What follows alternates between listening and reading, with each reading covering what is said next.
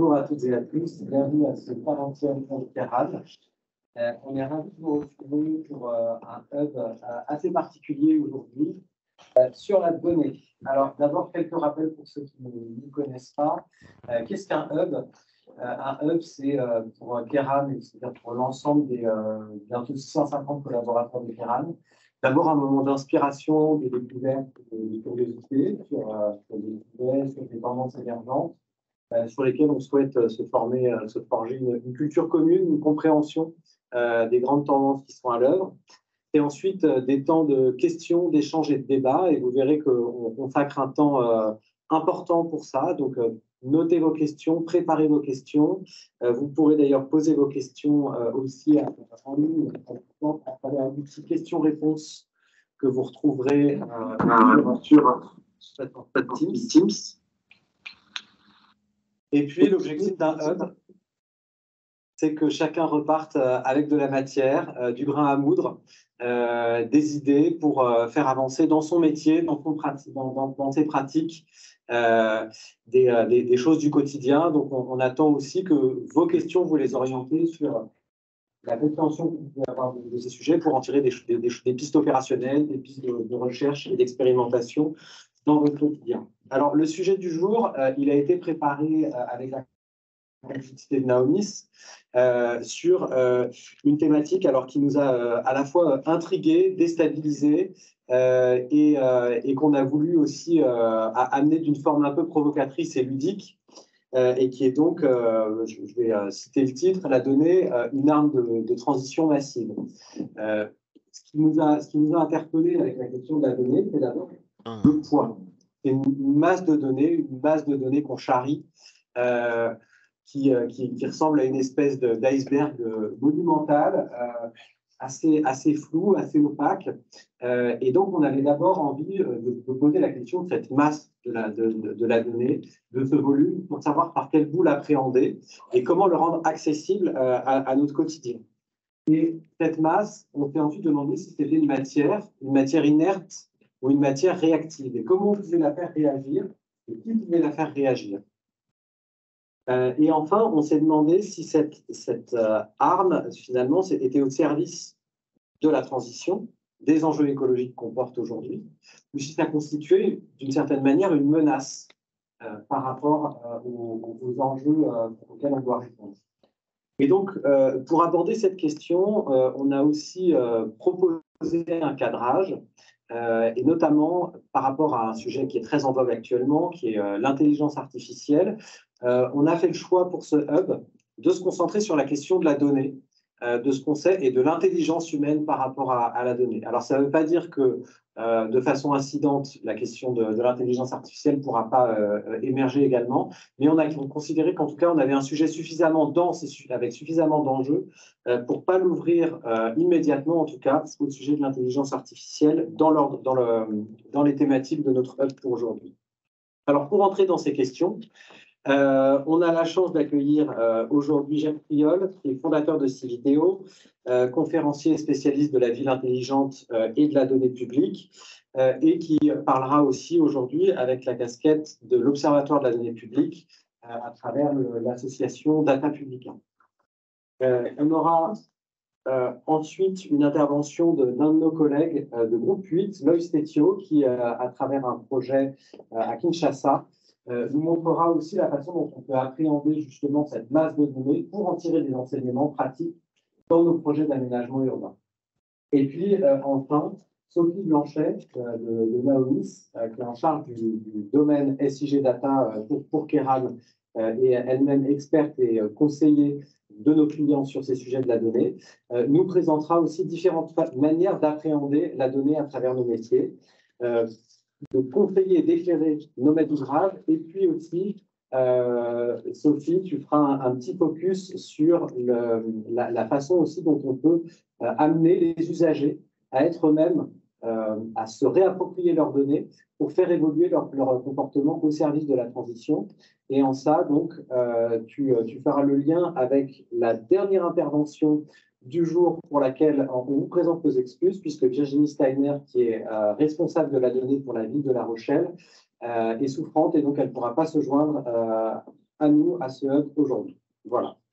En tout cas, merci à toutes et à tous d'être ici avec nous pour ce hub. Merci à nos invités. Je vais tout de suite donner la parole à Jacques Priol. Je ne l'ai pas précisé, on est aussi ravis d'avoir une intervention de Jacques, puisqu'on accueille depuis 2 mois la société Civiteo que Jacques a fondée et les équipes de Civiteo dans le bâtiment Kéram, dans la maison Kéram. C'est aussi une belle façon de mettre en avant la connaissance de notre écosystème local. Jacques, c'est à toi.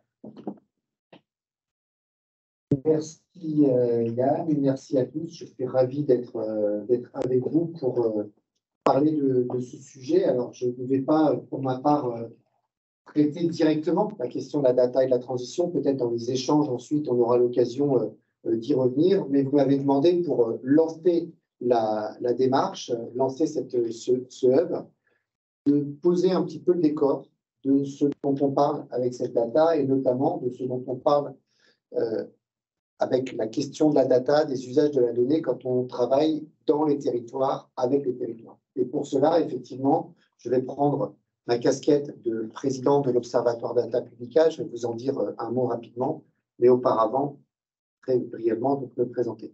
Comme l'a indiqué Yann, je suis le fondateur du cabinet Civiteo, qui existe depuis 2016, qui travaille strictement sur ce sujet de la data dans la décision publique. On est un pure player de la gestion des données en décision publique, un sujet qui a pris une place très importante depuis 2-3 ans dans les territoires, on va le voir, avec une accélération très forte que je vais essayer de vous décortiquer dans quelques instants.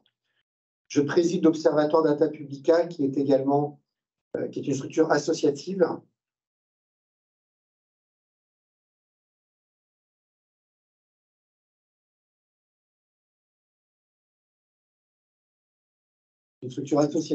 à but non lucratif, pardon, qui a été créée il y a maintenant presque 4 ans, au départ par des entreprises privées, par des cabinets de conseil qui étaient pionniers de ce sujet de la gestion des données publiques. Et nous avons une activité à la fois éditoriale. Nous publions un certain nombre, notamment de cahiers de recherche. Vous en avez 2 à l'écran et pour ceux qui sont dans la salle, j'ai amené 2 exemplaires de nos premiers cahiers de recherche. L'un porte sur les cadres de partage des données entre acteurs publics et acteurs privés. Un autre porte sur la standardisation des données pour les acteurs publics. Nous publions également des recueils, des guides, et notamment ce guide de la donnée territoriale qui a été publié par la Gazette des communes, mais entièrement réalisé par l'Observatoire Data Publica il y a 1 an maintenant, qui a été distribué dans toutes les villes de France en complément de la Gazette que vous connaissez tous. Nous organisons des webinaires et nous réalisons des études. Nous avons notamment réalisé une grande enquête l'année dernière, qui était une première du genre, une première en France. Alors je le dis en France parce que c'est les résultats que je vais vous présenter là maintenant, mais sachez que cette enquête elle a également été réalisée au Canada, dans le cadre d'un partenariat. Nous sommes membres de l'Observatoire international des impacts du numérique et des usages de l'intelligence artificielle, l'OBVIA. Et cette enquête dont je vais vous présenter les résultats pour la France a été menée également outre-Atlantique, et nous avons fait la restitution quelques jours devant les représentants ministériels québécois. Cette enquête, elle a porté sur un échantillon de 277 collectivités, des communes, des départements, des régions, des communes de toute taille, et ça c'est un point très important, parce que quand on parle de data aujourd'hui, même d'open data, en fortiori d'intelligence artificielle, de sujets comme l'éthique de la donnée, on pense, y compris ici à Nantes, aux métropoles, à ces quelques métropoles pionnières qui font que ce sujet est arrivé à l'agenda, qui font que des lois ont été promulguées en France, qui participent également à des débats sur des législations européennes qui sont en cours de préparation. On pense à Nantes, on pense à Rennes pour rester dans l'Ouest, mais on pense aussi à des initiatives très innovantes à Grenoble, à Bordeaux, à Toulouse, à Nice, une vingtaine de collectivités qui, depuis 3, 4, 5 ans, font parler d'elles sur le sujet. L'enquête que nous avons menée nous permet de dresser un état des lieux de ce qui se passe réellement dans nos territoires, y compris dans les villes petites et moyennes, et vous allez voir qu'il y a des choses intéressantes qui se déploient de façon récente. Mais auparavant, vous dire que cette enquête, nous avons souhaité la croiser avec un sondage d'opinion. Nous avons réalisé avec l'Institut Ipsos un sondage auprès des Françaises et des Français pour savoir ce que nos concitoyens pensent de la gestion des données, de plus en plus massive par les acteurs publics. Je ne vais pas vous présenter tout en détail. À la fin de la présentation, il y aura un lien pour accéder à la totalité du sondage d'opinion et pour accéder à la totalité de l'enquête. J'ai choisi un certain nombre d'éléments pour illustrer le propos en ouverture de cette rencontre. Et ensuite, on approfondira le thème de la data et des transitions. D'abord, une chose importante, il est certain, on n'a pas le temps de le développer là maintenant, mais que les acteurs publics produisent, consomment, utilisent des données de plus en plus massives, dans des proportions tout à fait spectaculaires. La progression de la production et l'utilisation des données par les acteurs publics va beaucoup plus vite que la progression de la data, big data, dans notre société en général. Beaucoup, beaucoup plus vite, ce qui nous amènera tout à l'heure peut-être à des considérations sur le numérique responsable, la sobriété et les enjeux de consommation énergétique de ces usages. Et nos concitoyens le savent parce qu'ils entendent parler de territoires intelligents, de smart city, de dispositifs. Cet hiver, on a parlé d'éclairage connecté partout, y compris là où il n'y en avait pas, pour pouvoir faire des économies d'énergie. C'est vrai dans des grandes, des moyennes, des petites communes. Est-ce que nos concitoyens voient cela d'un bon œil? Et ça, c'est une question qui est importante parce qu'une mairie, ce n'est pas Facebook.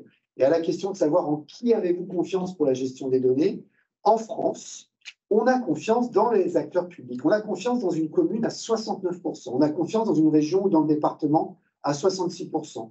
On a encore confiance en l'État. Plus on s'éloigne, plus cette confiance s'amoindrit, à 53%. C'est très important, 69, 66, 53%. Dans beaucoup de pays dans le monde, ça n'est pas le cas. Aux États-Unis, les Américains n'ont pas du tout confiance dans les pouvoirs publics pour la gestion de leurs données. En France, nous n'avons pas confiance, en revanche, dans un certain nombre d'acteurs privés, les GAFA, les moteurs de recherche, etc.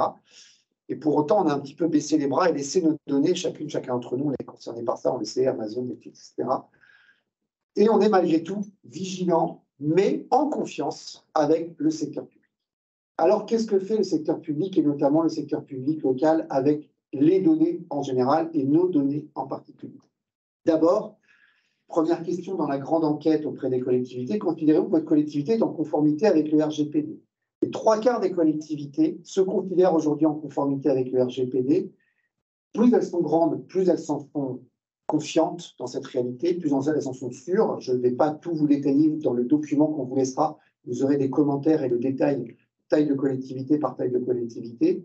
Et ce qui est très important, c'est quand on demande aux collectivités, si au-delà du fait d'avoir déclaré un délégué à la protection des données sur le portail de la CNIL, est-ce qu'on a changé les procédés et les méthodes de travail sur la gestion des données personnelles? 59% des collectivités ont changé leur processus de gestion des données au sein des collectivités. C'est quelque chose qu'en tant que consultants, nous voyons. Nous avons aujourd'hui un portefeuille de référence sur la gestion des données de plus d'une centaine de collectivités avec nos partenaires de Data Publica, donc plutôt plus de 150.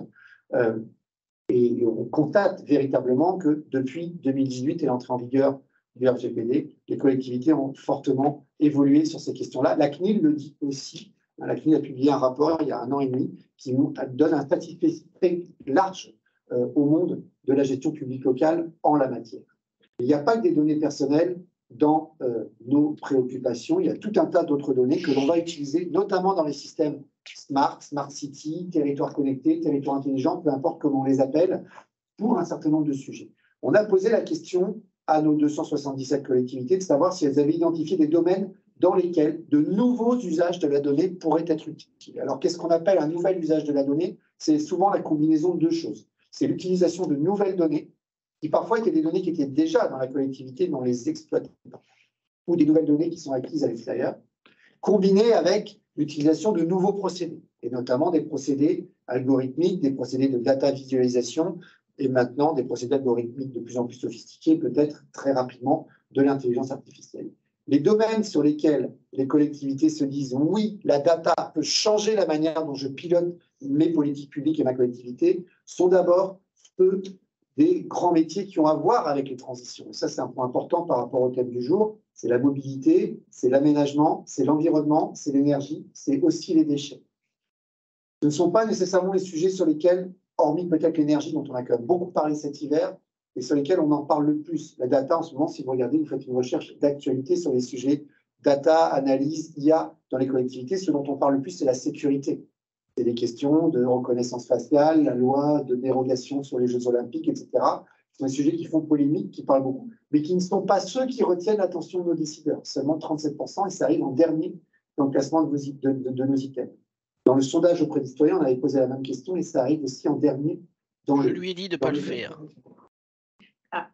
Il y a des personnes qui doivent avoir leur micro d'activer. Non, je pas sur le bouton.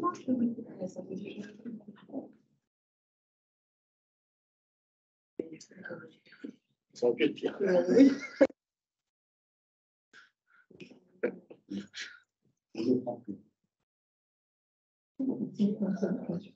Et quand on demande ensuite aux décideurs locaux de pourquoi sur ces différents métiers ils veulent utiliser de la data, utiliser des systèmes pilotés par la donnée, une chose très importante, c'est que les deux raisons principales, c'est d'abord, pour améliorer la qualité du service dans la relation aux usagers, parce que plus de data, c'est aussi de la personnalisation, du ciblage et de la possibilité à répondre aux envies, aux besoins, aux attentes des citoyens de façon beaucoup plus précise.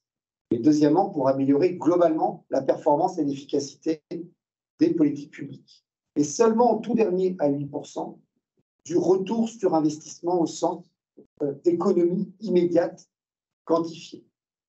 Ce qui, au passage, est un sujet que l'on voit bien à travers la question énergétique.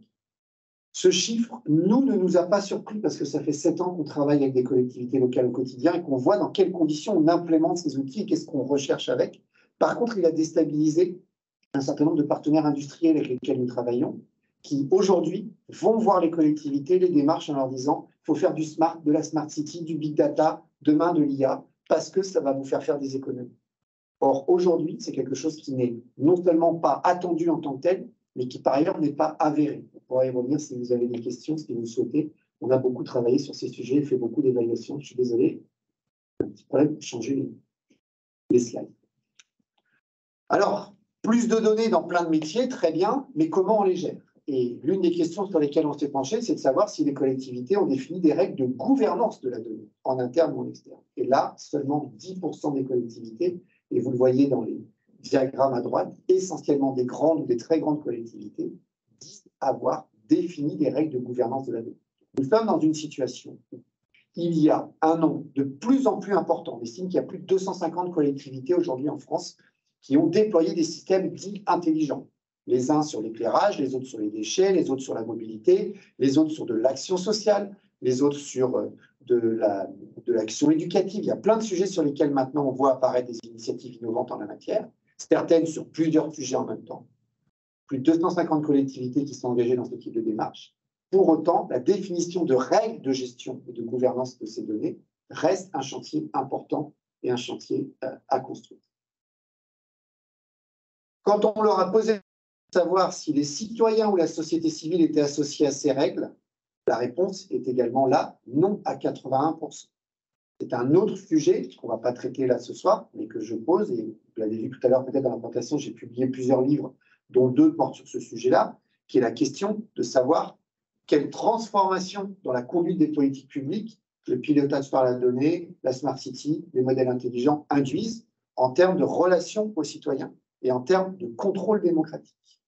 Ça, c'est un sujet très important. Aujourd'hui, dans l'activité de Civiteo, nous avons un petit peu une spécialité sur des outils, et Louise, qui est dans la salle, que je salue, nous a rejoint aussi pour ça, des outils d'association et d'implication des citoyens, soit dans la définition des règles du jeu sur la gestion des données, soit dans son suivi, voire même dans son contrôle. Nous sommes en train de mettre en place un comité métropolitain de la donnée à Dijon, qui est très connu pour avoir déployé un certain nombre d'outils technologiques très avancés de pilotage par la donnée. Eh bien, à Dijon, il y a un comité métropolitain de la donnée qui va être chargé de contrôler la gouvernance de la donnée par la collectivité. C'est une des missions que nous avons en cours en ce moment. On a aussi posé la question, parce que c'est un autre point qui arrive très très rapidement, notamment sur les questions de transition, de savoir si la collectivité, elle exploite plus et mieux ses propres données, c'est bien. Mais est-ce que les territoires savent aussi échanger et partager de la donnée avec les acteurs privés du territoire? Si on parle de transition environnementale, de transition énergétique, par exemple, on ne peut pas avoir une politique territoriale de transformation des usages énergétiques en se contentant, c'est déjà bien de le faire, mais de gérer les consommations énergétiques du service public. On peut améliorer la performance énergétique de la gestion, par exemple, des bâtiments publics, l'hôtel de ville, les écoles, la piscine, le gymnase. Il faut le faire absolument. Et si on veut accompagner le territoire sur une transition globale, il faut aussi avoir des informations, par exemple, qui viennent du monde de l'entreprise, d'une grande entreprise positionnée à côté. Sur l'eau, c'est pareil. Le plan national qui vient d'être lancé sur l'eau, aujourd'hui, nous, on travaille sur 3 ou 4 projets pilotes où on essaye de voir si on peut, par la data, faire de la modélisation sur des nappes phréatiques, par exemple. C'est des sujets qui ne se gèrent pas qu'avec de la donnée publique et se gèrent même peut-être à l'initiative des pouvoirs publics, mais essentiellement avec de la donnée privée, de la donnée issue de l'agriculture, de la donnée issue de certaines industries, de la donnée issue de l'habitat aussi et des citoyens. Donc ça, c'est des sujets qui sont très importants. 24% des collectivités ont engagé des dispositifs de partage et d'échange de données, souvent dans un sens où c'est d'abord les acteurs publics qui mettent de la donnée à disposition des acteurs privés, c'est l'open data. Mais dans l'autre sens, c'est des choses qui sont plus compliquées. Et sur nos sujets de transition, c'est des enjeux tout à fait essentiels. Je pourrais, s'il y a des questions particulières, vous parler notamment d'un projet qui est celui du Climate Data Hub, qui est un hub, ce n'est pas le même que le hub d'échange dans lequel vous m'accueillez ce soir, mais qui est créé aujourd'hui par la région Centre-Val de Loire, dans laquelle une 60aine d'acteurs publics et privés sont en train de construire des règles de gouvernance pour pouvoir mettre en commun toutes les données qui permettent le pilotage des transitions, de la lutte contre le réchauffement climatique, qu'il est encore temps, et en tout cas d'adaptation aux conséquences au niveau territorial avec de la mise en commun. Les données, c'est aussi un sujet éthique. Il y a des règles juridiques, je n'ai pas le temps de les développer. Le monde territorial, le public comme le privé ont des règles à respecter dans l'usage des données, mais le monde public a des règles particulières, des règles de transparence algorithmique, des règles diverses et variées. Mais respecter ces règles, c'est une première chose. Mais il y a une deuxième chose d'ailleurs, c'est les usages que l'on fait avec cette donnée. C'est là qu'intervient l'éthique. Nous sommes ici à Nantes. Nantes a été le premier territoire français à adopter une charte territoriale de la donnée en 2019. Nous avions eu le plaisir d'accompagner cette opération. Il y a aujourd'hui une dizaine de territoires qui ont des chartes éthiques autour de la donnée. 6% de celles qui ont répondu à notre échantillon disent élaborer ou avoir élaboré un document de ce type-là. Mais ce qui est très intéressant, c'est que 34% disent vouloir le faire. Tout le monde a compris qu'il y avait, quand on était un acteur public, une obligation à réfléchir à ce que l'on renvoie comme objectif, comme priorité, comme principe sur la manière dont on gère de la donnée. C'est ce qui pourrait permettre, par exemple, d'avoir des règles, je viens sur le sujet des transitions, qui rendraient acceptable un sujet qui est un sujet central aujourd'hui sur le pilotage des transitions par la donnée, qui est de savoir ce que l'on va être capable de faire un jour, peut-être, virgule, enfin, ça c'est moi qui le rajoute, des données de ces foutus compteurs Linky qu'on a installés partout, dans les conditions que vous savez, avec les polémiques que vous savez. Mais aujourd'hui, on a un outil extraordinaire qui permet de monitorer les consommations énergétiques au pas de 30 minutes par 30 minutes. Autant vous dire que ça produit des volumes de données absolument colossaux. On a remplacé le relevé manuel annuel par des relevés 30 minutes par 30 minutes. Et ces données, aujourd'hui, nous sommes dans l'incapacité de les exploiter pour accompagner sur le chemin des transitions des territoires, des acteurs publics, des acteurs privés et surtout des familles. Et nous sommes notamment, nous, embarqués aujourd'hui dans plusieurs dispositifs pour essayer d'anticiper des situations de grande précarité énergétique. Et on n'arrive pas, juridiquement, éthiquement, à encadrer le fait de pouvoir exploiter ces données pour des finalités qui sont pourtant, à l'évidence, collectivement et individuellement d'intérêt général. Voilà des sujets sur lesquels nous travaillons et sur lesquels beaucoup de territoires fonctionnent, s'adaptent, sont en train d'avancer et de cheminer. 15% des collectivités qui ont répondu à notre enquête nous disent avoir déjà testé aussi le recours à l'intelligence artificielle. Alors là, ce chiffre-là, dans notre enquête, il y avait aussi du Cali, il y avait du Canti et du Cali. Tous ceux qui ont répondu oui, on leur a dit OK, prouvez-le, voilà, donnez-nous les documents. Il y a beaucoup de chatbots, robots, et les chatbots, ce n'est pas toujours de l'intelligence artificielle, il n'y a pas que du chat GPT. Bon, on va dire que globalement, il y a aujourd'hui une quarantaine de projets réellement déployés qui font recours à l'intelligence artificielle, et je suis plus au bon endroit, dans les territoires en France.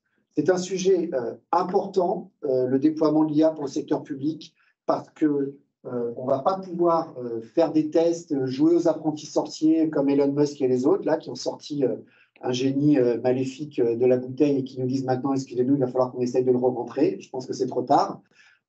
Mais on a attention sur ce sujet-là. quand on demande aux Français, et là je vous remonte le sondage qu'on a fait avec Ipsos, quel type de sentiment leur inspire le recours à l'intelligence artificielle? Sentiment positif 52%, sentiment négatif 36%, indifférence 12%. Ça, c'était il y a 7 ou 8 mois en arrière. Je pense qu'aujourd'hui, les sentiments négatifs se sont accrus. Nous sommes dans un pays qui n'est pas très favorable à ce genre de choses. On n'est pas à Singapour ou aux États-Unis ou dans certaines provinces canadiennes. C'est vraiment des sujets qui sont importants. Je termine par un dernier point. Nous avons posé également la question aux collectivités locales et aux citoyens de savoir si, ça c'est bien de la data, du big data, de plus en plus de données, mais c'est aussi des choses qui peuvent apparaître comme étant contradictoires à des principes de sobriété numérique ou de stratégie numérique responsable. Aujourd'hui, il y a 33% des collectivités françaises qui ont engagé une réflexion sur les enjeux du numérique responsable. La data doit en faire partie. C'est beaucoup et pas beaucoup à la fois. À partir du 1er janvier 2025, toutes les villes de plus de 50 000 habitants devront avoir adopté une stratégie numérique responsable. Et quand on demande à nos concitoyens si c'est quelque chose d'important, les citoyens, eux, pensent à 76% que la question de l'impact environnemental doit être prise en compte avant la question de l'usage en lui-même des données.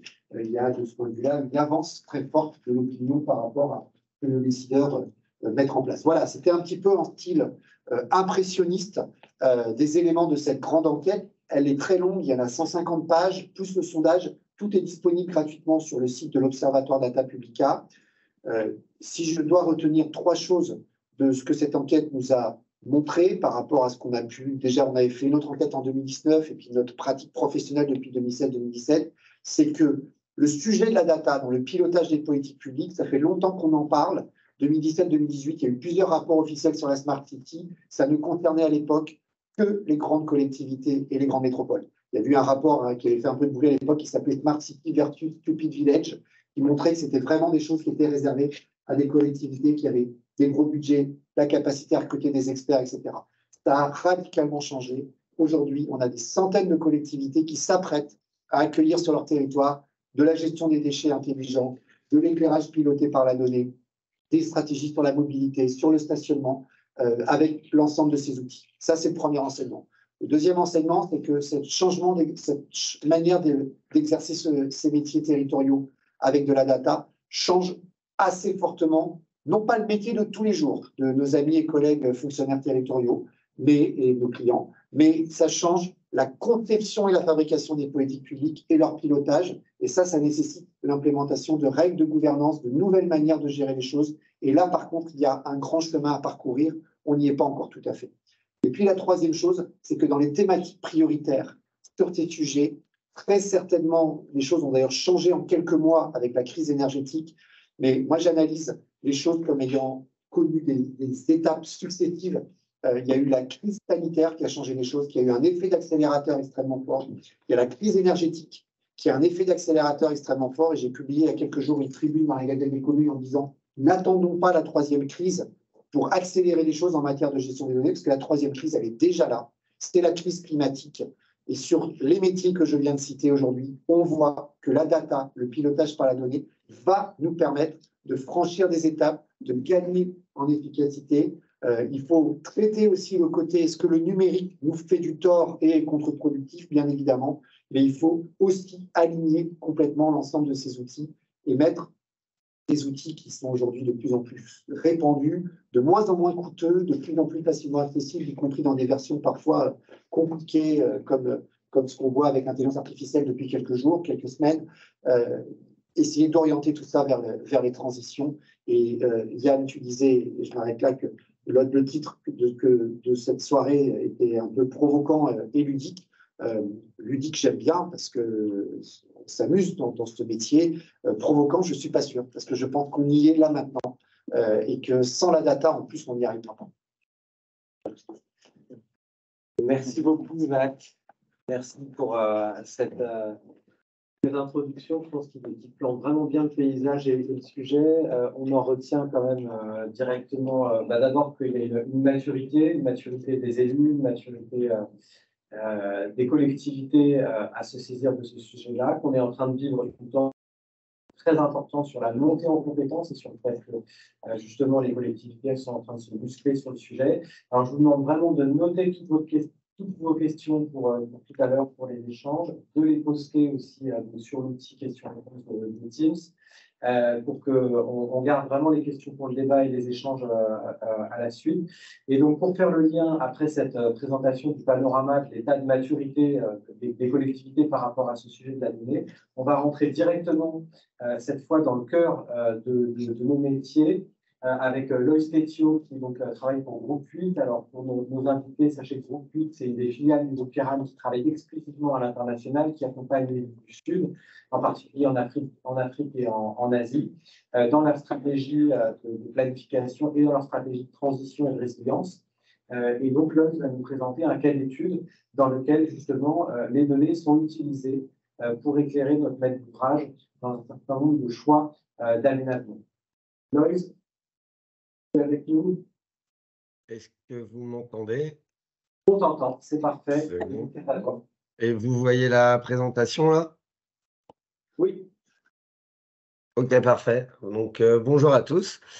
Donc, moi, on m'a demandé là d'intervenir dans le cadre de ce hub en lien avec un projet qu'on a réalisé sur lequel on a déjà fait un focus dans le cadre d'un autre hub qui était lié, lui, plus aux îlots de chaleur, etc., mais qui était aussi qui était abordé dans le cadre du projet. Donc là, en fait, moi, je vais faire le focus sur un projet qui s'est vraiment concentré sur l'utilisation de données massives en l'occurrence issues de télédétection. Donc, c'est vraiment que des données, en gros, hein, c'est des images satellitaires. Le signal, ça peut être des bandes visibles, hein, le rouge, le vert, le bleu, etc. Mais ça peut être également du radar, du signal radar ou d'autres signaux, et de les combiner pour faire en sorte de les faire parler afin d'atteindre l'objectif de l'étude.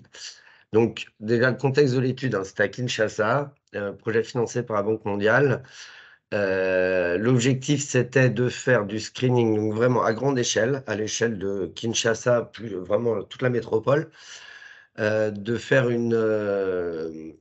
déterminer en gros des solutions de mise en œuvre, un plan d'action de mise en œuvre de solutions fondées sur la nature. Alors, solutions fondées sur la nature, donc c'est des solutions qui permettent notamment de gérer, d'augmenter la séquestration du carbone, de diminuer les risques naturels. Il y a énormément de co-bénéfices socio-économiques, ça peut également nourrir la population, ça peut améliorer la qualité de l'air et tout un tas de choses comme ça. Donc l'objectif, c'était déjà d'identifier des solutions à l'échelle de ce grand territoire qu'on pourrait mettre en place pour améliorer notamment le confort de vie, la séquestration du carbone et les risques naturels. Il y a aussi d'autres bénéfices d'ailleurs.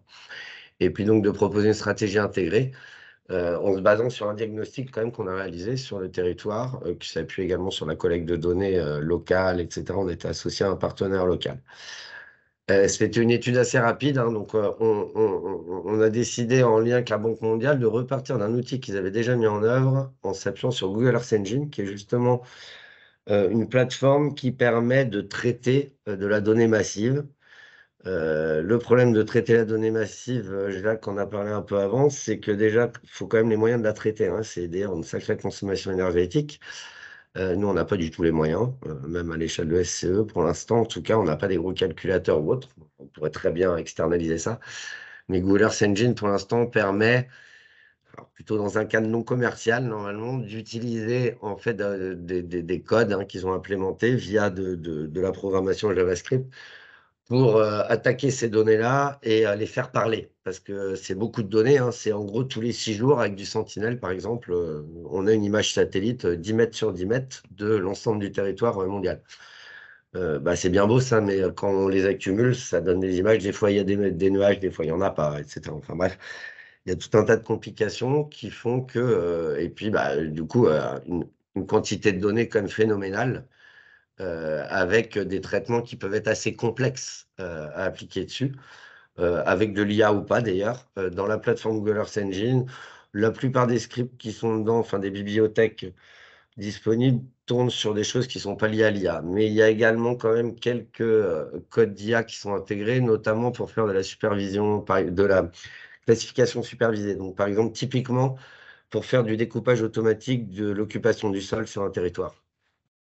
Là, c'est beaucoup utilisé déjà l'IA dans le cadre de ces problématiques-là. Bon, là, je vais passer vite, hein, mais en gros, c'est un peu les différents types de solutions fondées sur la nature, un NBS en anglais qu'on peut trouver. Ça, c'est le catalogue de la Banque mondiale. Donc, vu que là, c'était une étude financée par la Banque mondiale, on s'est appuyé sur leur classification.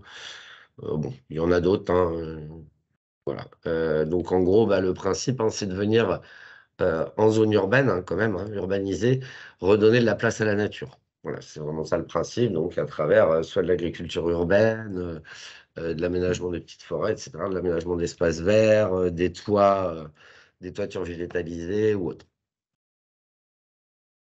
Alors, les données d'entrée, du coup, hein, pour développer ce code, finalement, toutes les données qui servent à aboutir à l'objectif de l'étude, qui est de définir finalement des endroits où on va pouvoir mettre en place des solutions fondées sur la nature et de sélectionner quelle est la plus optimale.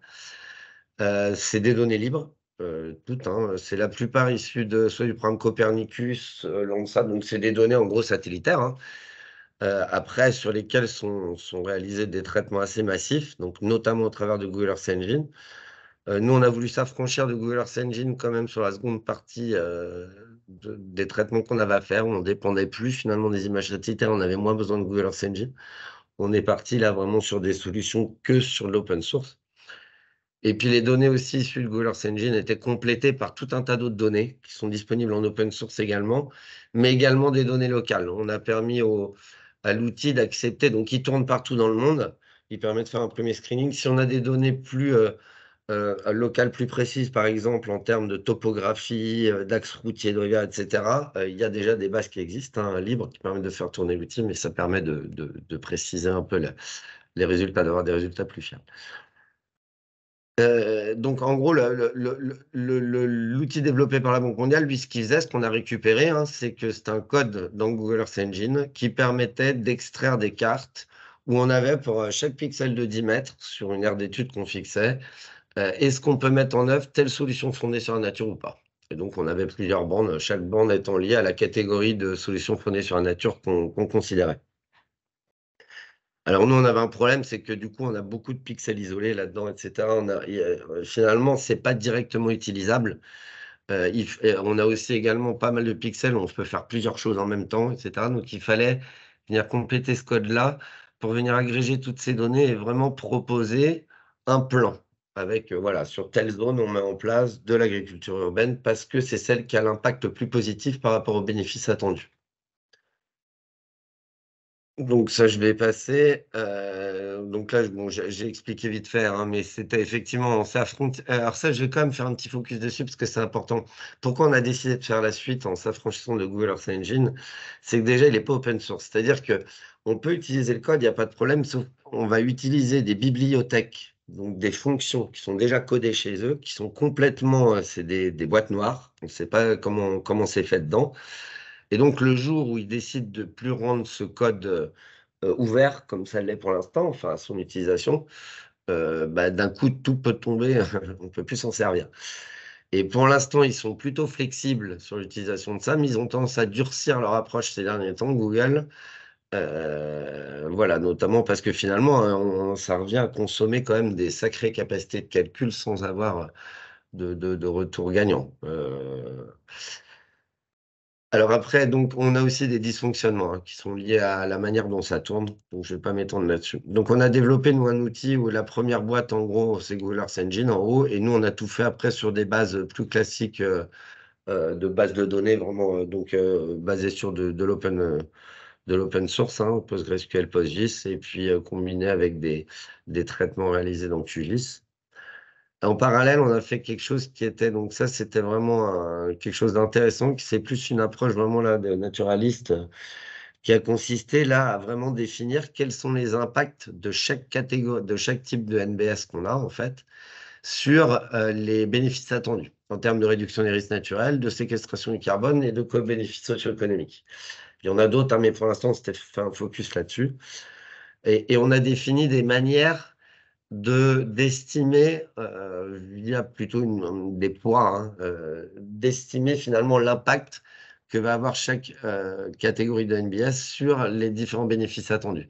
Et ça nous permet de choisir la solution optimale, sans que je rentre dans les détails. Bon, il y a des calculs un peu. Et donc, en gros, voilà un peu l'output qu'on a là-dessus. Là, l'exemple, c'est Kinshasa. Donc, par exemple, on voit bien des corps de rue qui se dessinent. Là, c'est pour des green corridors, typiquement, qui sont la solution la plus viable à mettre en œuvre. Les green roofs, on les voit, les toitures végétalisées, on les voit arriver en rose, etc. Donc, c'est vraiment un outil qui fait du screening à grande échelle. Après, ça n'affranchit pas qu'on va vouloir déployer des vrais projets de mise en œuvre, de faire une vraie étude de faisabilité, de retourner sur le terrain, etc. Mais ça permet quand même déjà d'avoir à l'échelle d'une zone urbaine de se rendre compte un peu de ce qu'il est possible de mettre en œuvre et de commencer à déblayer le terrain pour définir des projets après plus tard qui vont être déroulés et réellement qui vont être mis en œuvre physiquement, opérationnellement. Alors, sur cet outil-là, nous, on travaille avec Neomis, hein, notamment. Déjà, Neomis avait été associé d'ailleurs pour réaliser les différents codes dans Google Earth Engine sur cette étude à Kinshasa. Et là, on compte bien l'améliorer, notamment sur le calcul des impacts, hein, donc, qui permettent de définir cette fameuse solution optimale. Il y a d'autres impacts qu'on voudrait prendre en compte.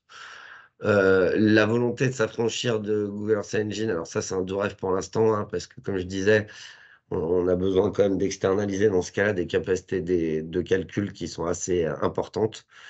On n'a pas cette possibilité pour l'instant, en tout cas nous en interne.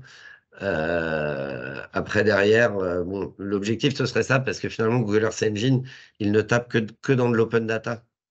Le seul problème, c'est que il permet de faire des traitements que nous, on ne peut pas appliquer à cette open data, même si on sait la faire venir directement dans QGIS, par exemple, ou autre. Mais on va pas pouvoir la traiter, par exemple, dans un QGIS, quoi. Ça va planter.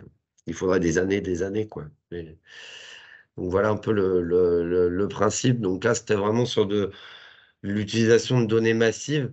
Ça montre quand même que finalement, moi, ce que j'en retire, c'est qu'on commence à arriver à des échelles de résolution sur les données qui sont disponibles, notamment Sentinel 1 et 2, qui sont de l'ordre de 10 mètres en résolution, et qui permettent maintenant de faire des approches quand même justement à des échelles urbaines, et notamment même bon, on va dire plusieurs quartiers.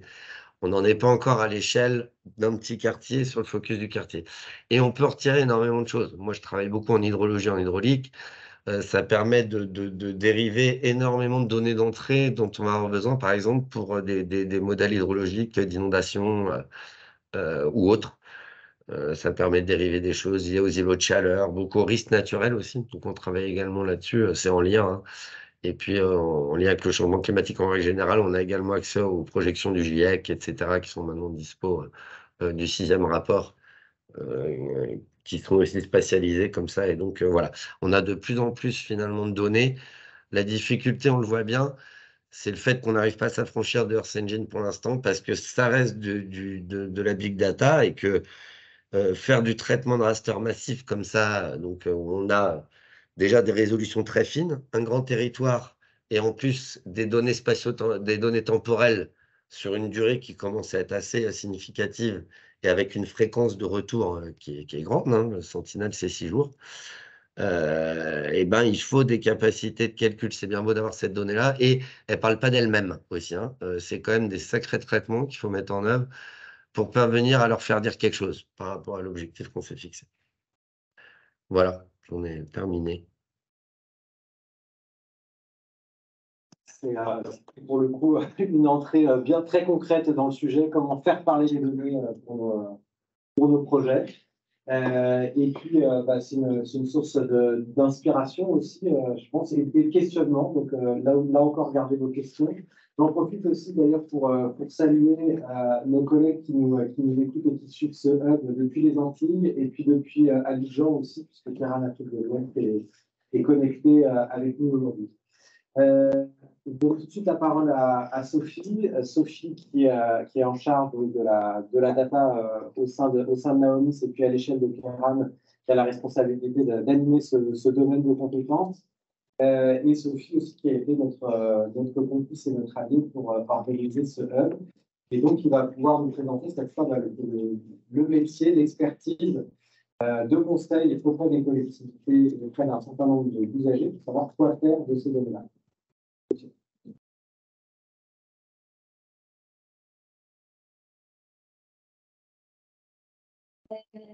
Donc, moi, ce que je vais vous proposer, c'est de rentrer peut-être un peu plus sur du concret, sur finalement quels sont les enjeux pour exploiter ces données, pour que les données soient utiles, parce qu'on parle de donner une arme de transition massive. Oui, si on fait ce qu'il faut pour qu'elles soient utiles, pour maximiser en fait leur potentiel, les usages qu'on peut en faire.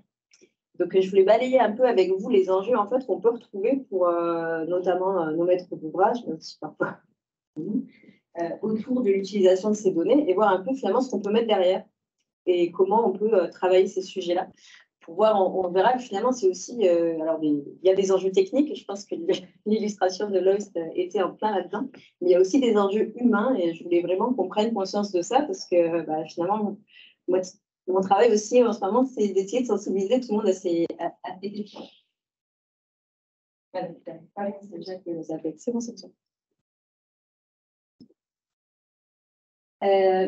Donc, pour balayer un peu ces enjeux, je vais faire un petit mapping. Globalement, la donnée, on l'utilise tous dans nos métiers comme outil d'aide à la décision, pour analyser le territoire, pour connaître ce qui se passe, pour décider, pour gérer, pour piloter. C'est des données de mesure, c'est des données sur un patrimoine, sur une infrastructure, sur plein de choses. C'est vraiment, je dirais, l'usage classique qu'on utilise tous depuis très longtemps. Après, autour de ça, il y a une question qui est de plus en plus prégnante, ça fait longtemps, c'est comment je capitalise cette donnée. Donc, cette donnée que j'utilise à un moment donné dans un projet ou pour un enjeu particulier, je vais pouvoir la conserver, je vais essayer de la stocker de manière un peu maligne pour pouvoir la réutiliser par la suite pour qu'elle puisse servir d'autres usages. Et ça, souvent, en fait, c'est des réflexions qui sont un petit peu par métier, par service, dans des petites boîtes. Vous me voyez venir avec mes gros sabots. L'enjeu suivant, c'est aussi de se dire comment on va partager ces données à l'échelle d'une organisation. Déjà, comment on va casser les silos, on va arriver à faire que la donnée qui est utilisée de stade vert puisse servir, je sais pas moi, pour la voirie, puisse servir aussi pour les réflexions sur les îlots de chaleur pour l'environnement, ou puisse servir à d'autres usages. Donc ça, c'est un peu, je dirais, les enjeux clés qu'on identifie au niveau d'une organisation. Puis après, il y a l'idée de cette donnée-là qu'on utilise un peu au sein de chaque organisation, ou en tout cas un peu entre professionnels. Comment on va la sortir de là, peut-être pour communiquer, pour embarquer, pour expliquer les démarches qu'on met en œuvre, pour expliquer les projets et pour aider les gens aussi peut-être à mieux utiliser les infrastructures qu'on propose, les projets qu'on défend. Pour moi, c'est un enjeu qui est assez différent de celui de l'ouverture des données. Parce que l'ouverture des données, on parle de transparence, etc. En général, ce n'est pas n'importe qui va aller chercher les données sur un site open data pour avoir une petite notion de ce qui se passe en ce moment sur le territoire. L'ouverture des données, c'est vraiment plus pour des partenaires, pour des réutilisateurs en développement, pour développer des nouveaux services, pour permettre de la recherche, pour permettre des études. Voilà, c'est aussi très important. Jacques en a pas mal parlé, mais ce n'est pas tout à fait, c'est pas le même enjeu. Et ensuite, il y a un dernier enjeu où là, pour le coup, je ne reviendrai pas beaucoup dessus parce que je pense que l'introduction de notre hub était aussi très éclairante là-dessus, qui est comment j'encadre tout ça. Et finalement, quelles règles je me donne, quelles règles existent déjà, comment j'accompagne ces usages-là, comment je sécurise aussi, on sait qu'on en parle aussi en ce moment beaucoup. Voilà, comment tout l'usage de cette donnée, finalement, qui va faire intervenir pas mal de monde, pas mal d'outils, pas mal de choses, je l'encadre. Donc, voilà, ce que je voulais vous proposer, c'est juste de se balader un petit peu ensemble dans ces différents enjeux, en suivant un peu notre petite donnée, pour voir finalement ce qu'il y a derrière, et d'illustrer ça aussi par des projets que chez Naomis, on a pu mener pour montrer en fait quelles ont été les réflexions derrière sur l'utilisation de ces données. Alors, voilà, un petit exemple effectivement de ce qu'on peut faire pour Vinci Autoroute. Non collectivité, pour changer un petit peu. Donc, Vinci Autoroute, ils ont des grands métiers pour gérer effectivement leur patrimoine, leur service, etc. Donc, nous, on va aller les accompagner pour produire des outils métiers, mais en fait, ça inclut quoi? Ça inclut définir les bonnes données, définir les bons indicateurs, construire ensemble les outils qui vont bien, mais ça parle aussi de fonctionnalités, puis accompagner en fait l'utilisation de ces nouveaux outils. Donc ça, c'est vraiment, j'ai envie de dire, la tarte à la crème de ce qu'on fait pour les différents métiers. Vous nous connaissez pour ça, c'est vraiment quelque chose d'assez classique. Puis après, il y a l'enjeu de capitalisation.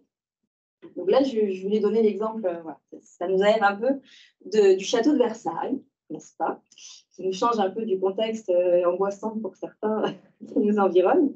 Donc on s'imagine au château de Versailles. Le château de Versailles, c'est quoi? En fait, c'est limite une mini-ville, puisqu'en fait, ils ont, je crois que c'est 800 hectares de terrain quand même, 120 bâtiments, des jets d'eau en veux-tu en voilà, des espaces verts. Voilà. Ils ont quand même tout un tas de choses à gérer. Et tous ces éléments, à la base, c'est un peu, c'est des données qui sont utilisées au fil de l'eau et qui n'étaient pas du tout capitalisées dans des référentiels. Donc l'idée, ça a été de voir avec eux de quoi ils avaient besoin pour constituer des référentiels. Et effectivement, nous, on les a accompagnés sur la mise en place d'un SIG, en fait, sur une AMO relativement classique, mais où leur but derrière, c'est de se dire finalement comment je vais construire un référentiel. Ça veut dire structurer les données, ça veut dire les mettre en commun. Et on voit qu'on est déjà aussi un petit peu sur l'enjeu suivant, ça veut dire aussi, à partir de ce référentiel, commencer à partager les données entre services. Donc cet enjeu-là, je voulais aussi l'illustrer avec un projet dont on a déjà un tout petit peu parlé sur un autre format de rendez-vous, qui est le projet du projet alimentaire territorial de la métropole de Rouen-Normandie. Castel, sur la partie alimentation. Donc, l'alimentation, en fait, c'est un sujet hyper transverse. Donc, vous avez le service agriculture, en gros, qui anime un petit peu le sujet. Mais en fait, ça concerne quoi? Ça concerne l'économie, ça concerne l'aide alimentaire, ça concerne je ne peux pas retrouver. Donc, les banques alimentaires, l'économie, le développement, ça concerne énormément de métiers différents au sein d'une organisation. Et c'est chacun qui gère un petit peu ses données. Je ne parle même pas des partenaires externes, parce qu'il y en a aussi toute une flopée. Et donc, l'idée, là, c'était de se dire comment on va concevoir un outil qui nous permet de partager ces données-là et de les mettre à disposition dans un outil d'analyse pour prendre les meilleures décisions, pour déjà juste partager l'information et savoir que si on accompagne un projet à un endroit, on ne va pas être contradictoire par rapport à quelque chose d'autre que fait le voisin sur autre chose. Donc, tous ces enjeux-là, en fait, c'est des enjeux d'outils, mais beaucoup de référentiels de données, d'identifier les données et d'organiser ce partage. Ensuite, pour parler un petit peu de l'enjeu de communication, donc on imagine dans un monde idéal qu'on a au sein de chaque organisation bien structurer les données qui partagent, qui circulent de manière fluide et permettent effectivement à chacun de travailler de manière optimale. Et bien maintenant, on va avoir effectivement un enjeu qui est de se dire les organisations, en fait, elles ne travaillent pas non plus toutes seules et elles ont souvent effectivement besoin d'expliquer leur démarche, d'embarquer les citoyens. Donc là, c'est un exemple qu'on avait d'un travail qu'on a fait avec Nantes Métropole sur l'Observatoire RSE. Donc, le territoire de la métropole veut vraiment devenir et déjà un peu pionnier sur les RSE, mais veut vraiment porter ça et participe au projet Cities for CSA. Et il y avait un budget qui n'était pas énorme, mais un budget pour essayer de travailler une plateforme RSE dont le but est de sensibiliser les différentes entreprises pour en fait à la fois comprendre les différents enjeux des objectifs de développement durable, voir comment le territoire se situe par rapport à d'autres territoires comparables. Et du coup, essayer aussi de sensibiliser aux différents indicateurs. Donc, les ODD, vous les connaissez peut-être, il y en a plusieurs sortes. Donc, il y en avait quelques-uns qui avaient été identifiés en priorité. Et l'idée, c'était d'aller chercher des données en open data qui permettaient d'avoir des indicateurs pour évaluer un peu la position du territoire et se dire, on peut toujours un peu faire mieux. Et c'est un outil de sensibilisation qu'ils vont tester pour voir comment chaque entreprise peut aussi se dire, tiens, oui, moi, d'ailleurs, je pourrais faire mieux. Effectivement, je me rends compte de ça, je me rends compte de ça. Donc ça, cette logique d'observatoire, c'est quelque chose qu'on voit sur différents métiers qui se développent aussi. Et l'idée, là, pour le coup, c'est d'avoir des supports qui soient les plus ergonomiques, les plus lisibles, les plus faciles à comprendre possible, avec des problématiques d'accessibilité, etc. Et puis, sur l'enjeu d'ouverture, donc, les questions qui se posent derrière, vous savez sûrement, vous avez sûrement constaté, parce que je pense que la plupart d'entre vous sont au moins utilisateurs d'open data, les collectivités donc, celles qui font plus de 3500 habitants sont soumises théoriquement à l'obligation, mais elles ne le font pas toutes, puisque 7% ouvrent leur données. Là, je fais le rayon de création avec les France. Il y en a beaucoup qui utilisent des plateformes mutualisées. Donc, vous avez Dataloo, qui la crème. Mais il y a aussi des organismes territoriaux qui proposent des plateformes pour que les autres puissent, pour que les différentes collectivités puissent publier leurs données. Et c'était le cas du syndicat numérique régional Megaïs. Et donc là, également, il y a plein de questions sur quels conseils faire maintenant, quel rôle, comment ça va marcher et qu'est-ce qu'on peut mettre en place comme outil d'open data. Sur la partie cadre, donc je vais pas forcément trop détailler, je le disais tout à l'heure. Effectivement, nous, il y a déjà un enjeu de base qui est le RGPD et sur lequel on travaille notamment pour le groupe. Donc il y a aussi dans cette enjeu 4 connaître les règles auxquelles on est soumis avant même d'aller en créer d'autres et sensibiliser nos collaborateurs et rentrer dans la démarche. Voilà, donc moi en fait surtout ce que je voulais vous montrer par ces quelques exemples, c'est qu'en fait très concrètement tous ces enjeux pour mieux utiliser nos données au quotidien et pour que une donnée soit la plus utile possible, c'est aussi beaucoup d'enjeux humains en fait. Pour l'instant on n'a pas encore parlé beaucoup d'intelligence artificielle, on y viendra un jour, mais déjà, il y a tellement de potentiel dans les données qui est inutilisé aujourd'hui parce que l'information ne circule pas, parce que les données ne sont pas référencées, parce qu'elles ne sont pas connues, parce qu'on ne sait pas comment les employer, parce que les rôles ne sont pas définis par rapport à l'usage de ces données. Qu'en fait, il y a énormément de travail, de sensibilisation, d'animation, d'accompagnement, d'organisation, etc. à faire en fait. Et j'en profite pour vous parler qu'effectivement, chez Keran, il y a quand même un processus aussi qui est en cours. Nous aussi, on est en train de faire notre transformation sur beaucoup de sujets. Avec Christophe Elap et Karine sur la transformation numérique du groupe et sur la data. Donc, c'est vrai qu'on a créé un domaine. On a aussi une thématique au niveau du comité innovation. Et donc, en fin d'année dernière, on a validé un manifeste à notre échelle sur lequel on n'a pas beaucoup communiqué pour l'instant à l'extérieur parce qu'on déjà mettre en place des choses chez nous avant d'en parler, mais où on a pris un certain nombre d'engagements puisqu'on est vraiment des acteurs sur ces données-là.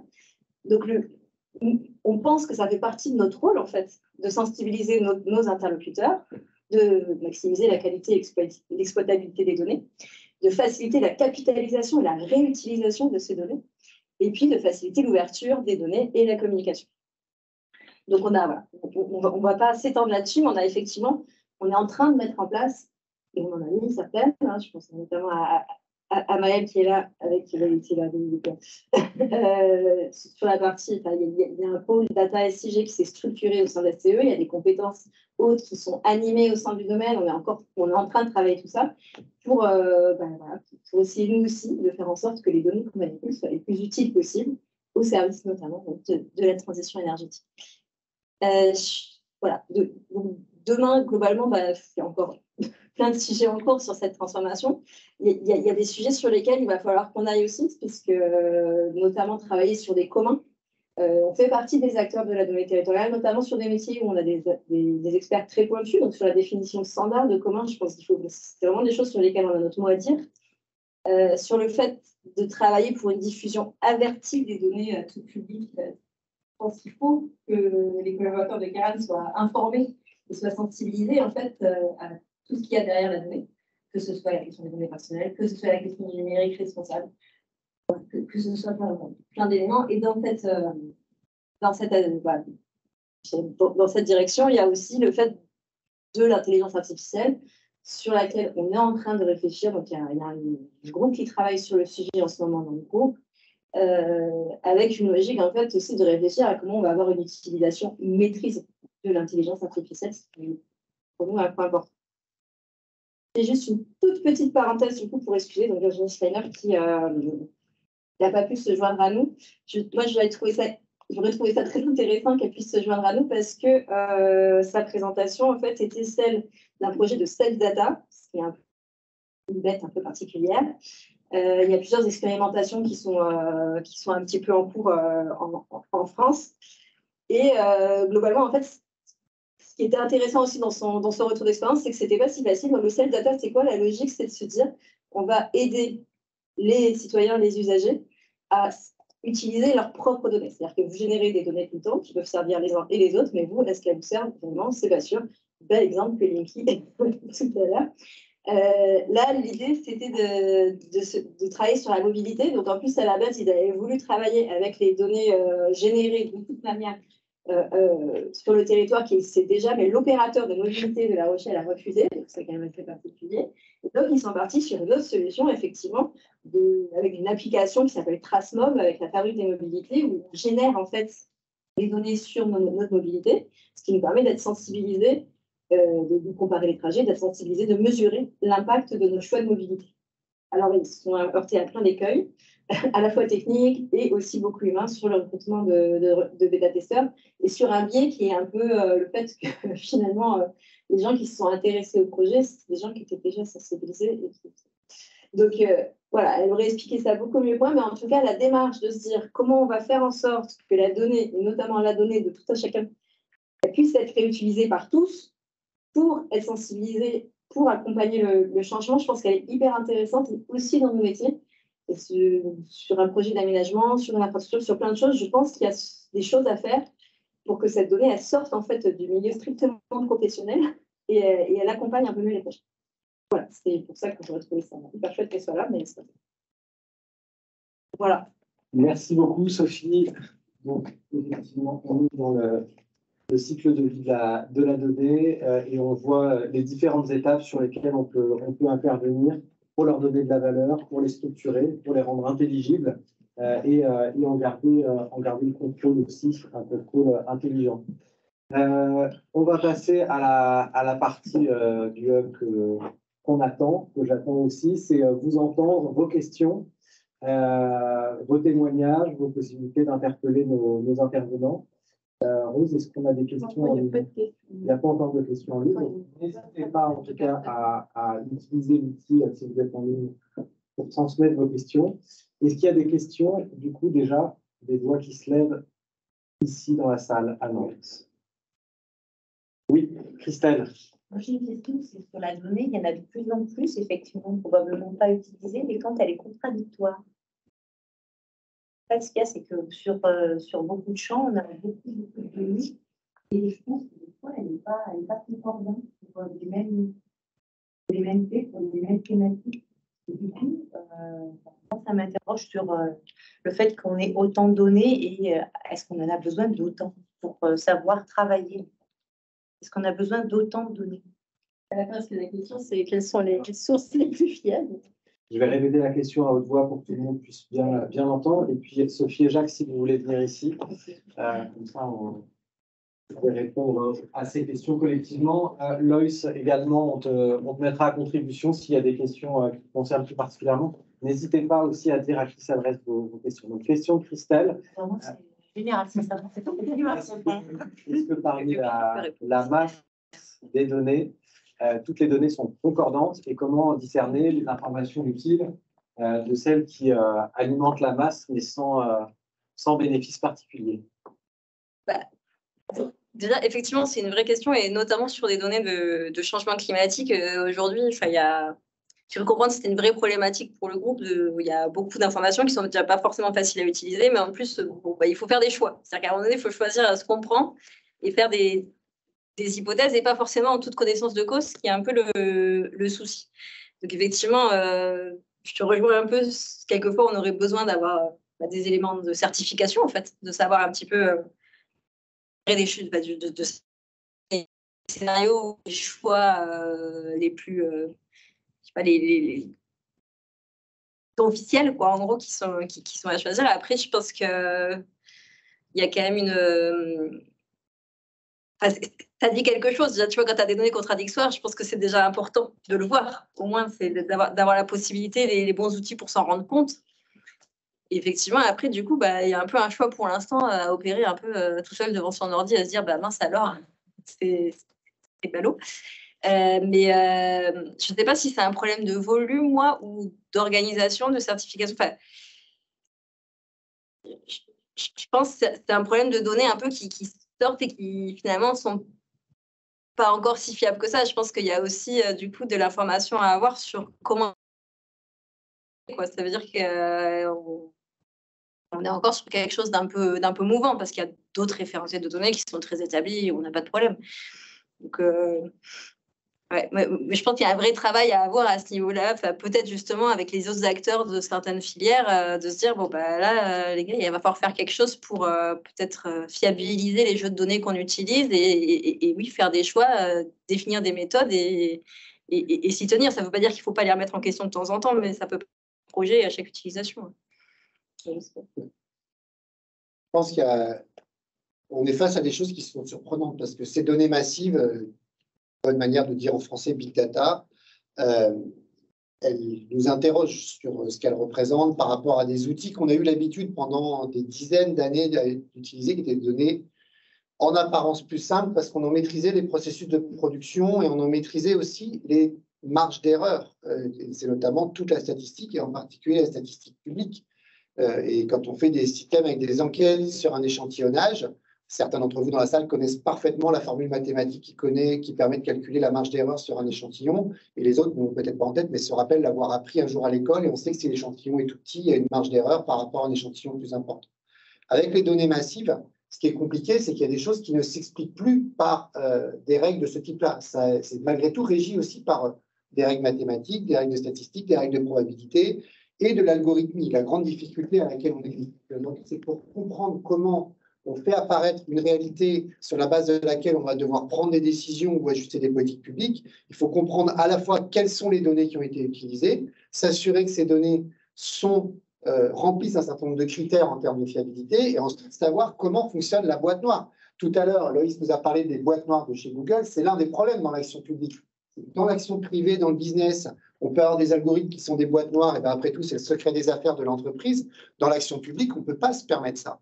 D'où d'ailleurs, au passage, la législation sur l'obligation de transparence des algorithmes, qui est en vigueur aujourd'hui en France depuis juillet 2020, totalement inconnue de tout le monde, à la fois des acteurs publics et des entreprises pour leur compte. Donc, tout ça est relativement compliqué. Et en plus, la machine, elle s'emballe dans les commentaires et dans l'appréciation, surtout quand on est sur des sujets subjectifs, complexes, polémiques, où effectivement, un bout de données va alimenter un raisonnement et on va lui opposer un autre bout de données. Je vais peut-être vous donner 2 ou 3 chiffres par rapport à nos enjeux de transition. Et puis, il y a aussi le fait qu'il y a toutes ces logiques de signaux faibles, la data pour des signaux faibles, et ça, on en parle beaucoup dans nos métiers. Et je vais vous raconter un truc qui est tout à fait massif, là, que vous connaissez parfaitement tous, j'en suis sûr. C'est que depuis la crise sanitaire et les confinements, nous savons que dans l'ensemble des villes, on va dire de province, comme on dit à Paris, et en particulier plus on s'approche de l'ouest et de la côte, il y a eu une importante migration d'habitants, de collègues, de cadres d'Île-de-France, qui sont venus d'abord se confiner et puis qui ensuite ont acheté des maisons un peu partout, faisant monter le prix de l'immobilier. Et nous avons donc un nouvel exode rural provoqué par rural en tout cas, de l'Île-de-France vers l'ensemble de la France, hors Île-de-France, provoqué par la pandémie. Vous avez tous entendu parler de ça. Vous avez tous eu des chiffres et vu des reportages à la télévision et vous avez lu des articles sur la hausse, même si là, ça rebaisse un petit peu du marché de l'immobilier à cause de ça. C'est faux. Ce mouvement n'a pas eu lieu. Ce mouvement a été interprété, mis en scène, raconté par de la presse, par des experts, par des politiques, par des agences immobilières, par tout un tas de professionnels sérieux sur la base de données parcellaires qui correspondaient à des choses à un moment donné. Il y a plein de gens qui sont confinés en dehors de l'Île-de-France, ça c'est certain. Il y a des gens qui sont allés s'installer dans des résidences secondaires, il y a des gens qui ont acheté des résidences secondaires depuis, mais il n'y a pas de mouvement de population. On a commencé à le pressentir et on s'est demandé comment on va faire pour le vérifier. Et on a des données fiables pour ça. Ça s'appelle l'INSEE, c'est le recensement. Les données de 2019 sont disponibles maintenant. Savoir ce qui était passé en 2021, 22, 23, je vous donne rendez-vous dans 3-4 ans. Dans certains endroits. Ce n'est pas possible. Le gouvernement français, pour la première fois, a lancé une énorme étude de big data avec 3 équipes de recherche hyper reconnues, spécifiques, en disant on va se faire engueuler de faire ça, c'est pas sérieux. Ils ont exploité les données de seloger.com, de Le Bon Coin et les contrats de réexpédition de courrier de la Poste. Voilà le genre de données qu'aujourd'hui on utilise dans l'action publique. C'est la première fois que ça se faisait à grande échelle. 3 équipes de recherche indépendantes, ils ont produit un rapport qui s'appelle « Le mythe de l'exode rural ». post-Covid. Je vous invite à le lire, il est téléchargeable, il est gratuit. Et ils expliquent les sources de données qu'ils ont utilisées. C'est exactement ce sur quoi nous travaillons aujourd'hui. Et c'est compliqué ces données, parce que là, pour le coup, c'est carrément, notamment c'est contradictoire, mais c'est contre-intuitif, c'est contraire à l'opinion globalement répandue, c'est contraire à des avis de professionnels, c'est contraire à ce qui est raconté dans notre journal tous les matins. Et puis si on lit Ouest France, c'est plutôt un journal sérieux. Voilà, donc ça, c'est aussi. Et au bout du bout, la data, elle n'est pas contradictoire. Ce qu'il faut, c'est savoir de quelles données on a, comment on les exploite, avec quel type d'outils, et on voit des choses se dessiner. Au passage, sur le sujet des transitions, quand je disais tout à l'heure, sans la data, on n'y arrivera pas. Parce que c'est des polémiques qu'on a aussi. Il ne faut pas faire big data, pas d'IA, etc. Parce que ça a des répercussions sur un numérique irresponsable. On pourra en reparler si vous le souhaitez. Je pourrais vous donner des chiffres sur la réalité des données dans le monde territorial. Les volumes de données, des espaces de stockage, de puissance de calcul et de ce que ça consomme en énergie. Aujourd'hui, la connaissance que nous avons du changement climatique, de ses impacts, de son accélération, dans le détail de ses conséquences sur la vie de tous les jours, sur les terrains, sur des peuples entiers, des populations entières qui vont vivre des choses dramatiques dans les décennies qui viennent, tout ça, nous ne l'avons que par de la donnée. Tous les travaux du GIEC, c'est de la data. C'est du travail scientifique sur des mesures de plus en plus massives, de plus en plus précises. Sans la donnée, nous serions en train de foncer dans le mur sans le savoir. Maintenant, on le sait. Maintenant, on le sait. Et les données au quotidien peuvent permettre, sur les sujets d'énergie, d'eau, de déchets, de mobilité, 4 des métiers importants du groupe, d'adapter, de faire évoluer, de reconsidérer la manière dont les choses sont faites et dont on agit. Merci beaucoup de ces compléments. Est-ce qu'il y a d'autres questions dans la salle? Moi, j'avais une question pour Loïs, qui est toujours en ligne. Tu es toujours là, Loïs? Oui, je suis toujours là. Moi, je voulais savoir sur le projet à Kinshasa dont tu nous as parlé, est-ce que l'analyse le travail sur ces données, à un moment donné, ça a changé quelque chose dans les choix qui ont été faits en cours de route du projet? Non, ou à un moment donné, il y a un impact?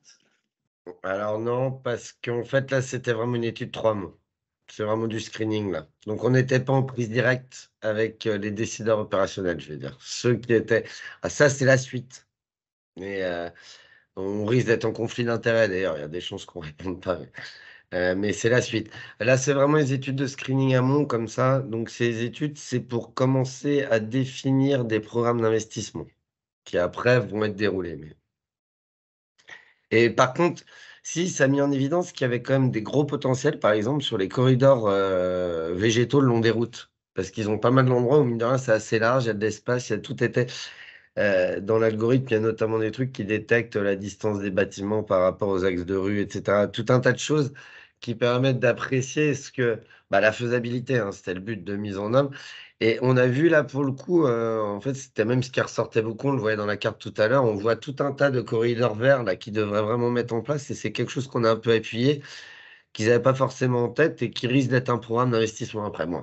Qui risque, hein. Il y a les décisions politiques, tout ça derrière, mais en tout cas, c'était ce qui ressortait à cette étape-là. Parfait, merci Loïs. Christelle, on n'avait pas fini avec ça. Moi, je n'avais pas. Alors, Christelle. Mais je ne voudrais pas que... Non, c'était sur les algorithmes et ce qu'on voit, c'est qu'effectivement, vous dites qu'il n'y a pas de données contradictoires. Ce qui est contradictoire, c'est l'usage qu'on en fait. Pour faire un bon usage de la data, ce sont des algorithmes qui sont plus ou moins transparents en fonction de si on est public ou privé. Donc moi, ça m'interroge sur les algorithmes, parce qu'au final, il suffit de savoir coder. Quand on ne sait pas coder, mais du coup, sur la manière d'orienter, est-ce qu'en faisant des algorithmes, on n'oriente pas, on oriente le traitement, donc on oriente la vision finale de la donnée. Donc ça, c'est une chose. Et Loïs en parlait, c'est la capacité de traitement de cette big data, de cette donnée massive, c'est-à-dire que ce n'est pas accessible à tout le monde. Et du coup, ça crée quand même des inégalités pour moi au niveau du... L'accès à la donnée, oui, mais l'accès au traitement de la donnée, ce n'est pas évident pour tout le monde. Moi, ça m'interroge sur justement le fait d'en avoir beaucoup, mais beaucoup pour qui? Beaucoup pour qui, en fait? Pour qui? Pour l'usage de qui et avec quels algorithmes? Moi, je voudrais juste rajouter quelque chose, si je peux, rapidement, parce que c'est en lien avec ce qu'on disait tout à l'heure, c'est justement sur l'IA. Il y a comme une grosse différence, pour rebondir sur ce que tu disais, Jacques, c'est que quand même l'IA en algorithmique, c'est vraiment autre chose, d'accord? C'est vraiment, on est passé à une manière de concevoir les codes, etc., qui sont vraiment d'une manière conceptuelle, c'est un autre concept, c'est une autre manière d'aborder les choses. Ça reste des 0 et des 1, hein, c'est pas des trucs quantiques et tout, mais ça reste vraiment une approche différente. Et quelque chose de très important, c'est que l'IA, c'est des enchaînements de boîtes noires. Les mecs qui savent très bien coder l'IA, ils vont savoir quelles boîtes faut mettre, comment les connecter, comment entraîner, etc. Ça n'empêche qu'ils seront incapables de dire pourquoi l'algorithme, en apprenant, il a mis tel poids de telle transformation matricielle à temps, etc. Parce que finalement, c'est que ça, l'approche. Ça, par contre, il est incapable de le dire. Donc, on a quand même des enchaînements de boîtes noires que même finalement, le programmateur est incapable d'expliquer ce qui se passe dedans. Lui, ce qu'il va dire, c'est, je sais globalement que c'est ça qu'il faut que je ressorte, j'ai fait de l'analyse d'image, donc il faut que j'utilise tel modèle d'apprentissage, tel machin, j'utilise telle boîte, je les assemble comme ça. Je fais un machin multicouche parce que, voilà, donc ils savent quelle couche, en fait, mettre dedans. Mais ce qui se passe entre ce qui rentre dans une couche et ce qui en ressort, ils savent pas. Ce qui fait une grosse différence avec tous les codes classiques, hein, tous les autres codes, que sont des codes déterministes. Ils donneront toujours le même résultat. Une IA peut donner des variations dans un résultat, ce qui est logique. Elle est pas, c'est vraiment une autre manière de voir les choses. Donc, moi, je trouve qu'il y a un gros problème, notamment au niveau de l'éthique, hein, sur l'IA, qui est ce phénomène un peu black box, quoi. C'est-à-dire, c'est le fait que finalement le code est quand même pas maîtrisé de A à Z, hein, et c'est lié à la manière dont est conceptualisée en fait l'intelligence artificielle, en essayant de s'approcher un peu de ce qu'on avait observé grossièrement avec le peu de connaissances qu'on a sur le cerveau, quoi.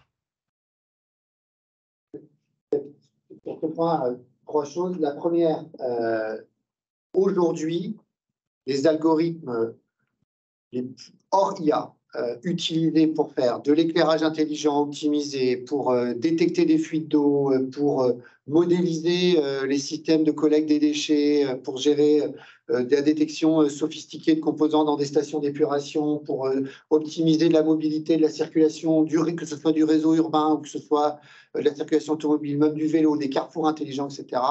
Les algorithmes dont on parle là sont des algorithmes qui sont tous disponibles, open source, gratuits sur l'étagère. Il n'y a pas aujourd'hui, y compris un certain nombre d'algorithmes qui ont en partie recours à l'intelligence artificielle sur des systèmes. À Nantes, ici, on a beaucoup parlé de l'algorithme d'IA qui a été utilisé pour faire de la lutte contre le gaspillage alimentaire à partir des données de restauration scolaire. C'est des algos qui sont gratuits, simples. Il n'y a pas de barrière aujourd'hui à l'accès à ces outils, ni à la puissance de calcul. Il y a 10 ans en arrière peut-être, mais aujourd'hui, ça tourne sur des ordinateurs presque comme le PC portable que j'ai avec moi. On est vraiment là sur des choses qui ne posent plus du tout il n'y a plus du tout de barrière sur ce sujet-là.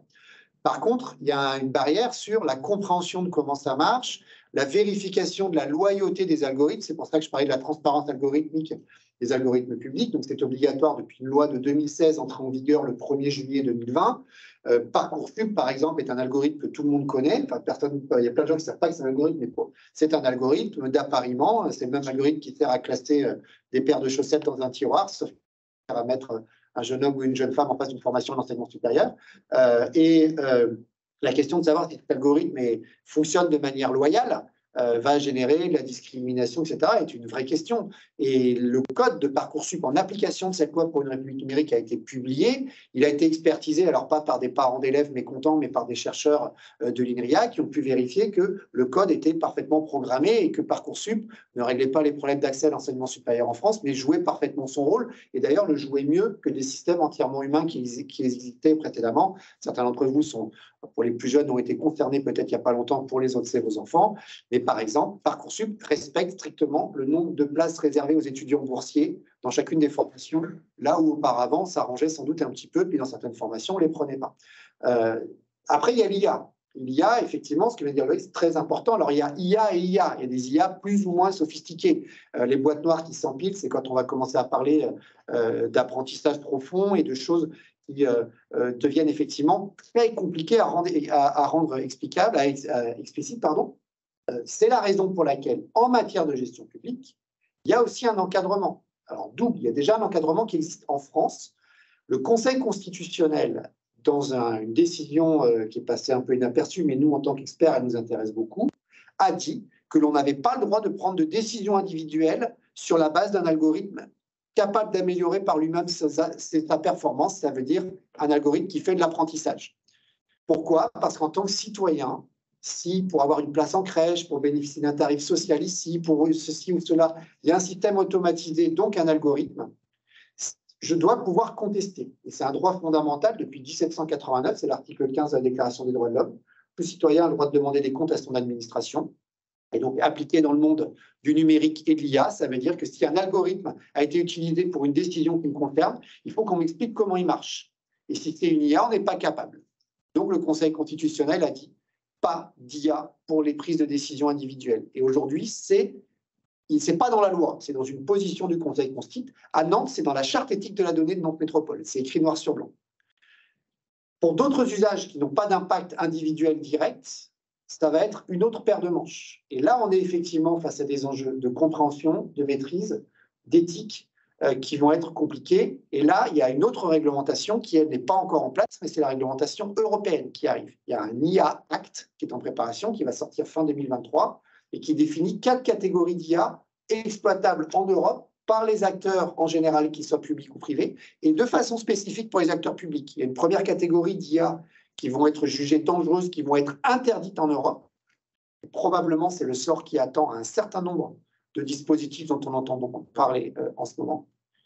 Il va y avoir des IA qui seront autorisées sous certaines conditions de contrôle, de transparence, d'accès, d'auditabilité, de contrôle des données aussi qui les alimentent, etc. Troisième type d'IA qui seront, et celles-là ne seront sans doute pas autorisées pour l'action publique. Troisième type d'IA qui seront des IA un peu plus banales, qui auront été vérifiées, checkées, entraînées avec des données européennes, etc. Et puis un quatrième type d'IA qui ne posera pas du tout de problème. Voilà. Je suis un peu trop long, je m'en excuse. Il y a un point important, je trouve, pour ce qu'a dit Jacques par rapport à ce que disait Loïc aussi, c'est en fait, une IA, c'est une boîte noire, mais à la rigueur, ça, tu peux l'accepter, tu vois, à la rigueur, c'est une boîte noire qui mange quelque chose, qui recrache quelque chose par rapport à un objectif que tu lui as donné. Et c'est aussi ces deux éléments qu'on peut quand même contrôler. C'est-à-dire qu'il faut bien savoir ce que tu lui donnes à manger, en fait. C'est un peu ça la question, c'est un peu le problème dans l'IA, et c'est un peu toute la question, c'est sur quoi a été entraînée l'IA et pour quels objectifs.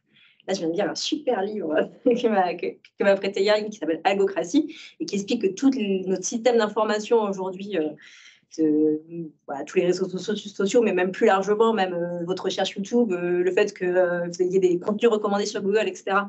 Tout ça, c'est les IA de recommandation. Elles sont entraînées à capter votre attention, point barre. Et ça, c'est les pires mécanismes du monde. Elles sont entraînées à ça, avec tout un volume de données non contrôlées. Donc ça, c'est effectivement, on peut avoir des interrogations sur ce type d'IA.